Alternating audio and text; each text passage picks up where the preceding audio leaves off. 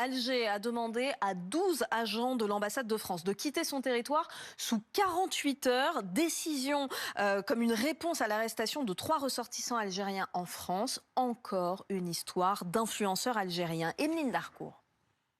La visite de Jean-Noël Barrot à Alger devait apaiser les tensions. Mais une semaine plus tard, 12 fonctionnaires de l'ambassade de France à Alger sont sommés de quitter le territoire algérien sous 48 heures. Cette annonce est faite par le ministère français des Affaires étrangères.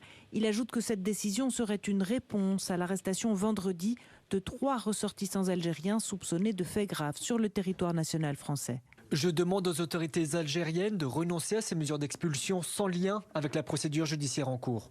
Si la décision de renvoyer nos agents était maintenue, nous n'aurons d'autre choix que d'y répondre immédiatement. Le ministère des Affaires étrangères algérien, lui, a convoqué samedi l'ambassadeur de France à Alger, puis il a publié un communiqué dans lequel il dénonce l'arrestation et la mise en détention d'un de ses agents consulaires dans le cadre de l'enlèvement présumé de l'influenceur Amir DZ.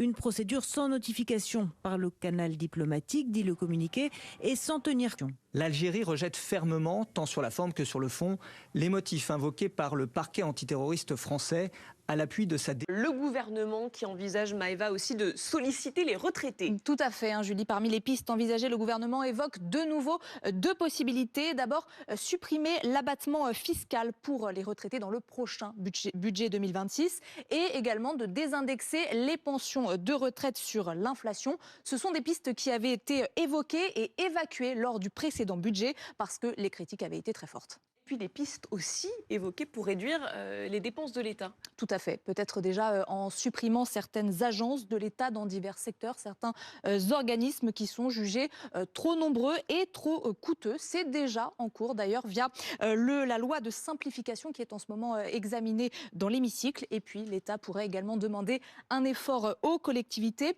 Le budget de... Point sur toutes les différentes pistes qui sont étudiées par le gouvernement. Bonjour Maëva. Bonjour Julie. Alors déjà, le gouvernement envisage de pérenniser la contribution exceptionnelle qui avait été demandée l'an dernier aux revenus et aux entreprises les plus rentables. Alors la mesure avait rapporté environ 10 milliards d'euros l'an dernier. Au départ, ce ne devait être que pour 1 an. Et bien finalement, cette contribution exceptionnelle pourrait donc être maintenue.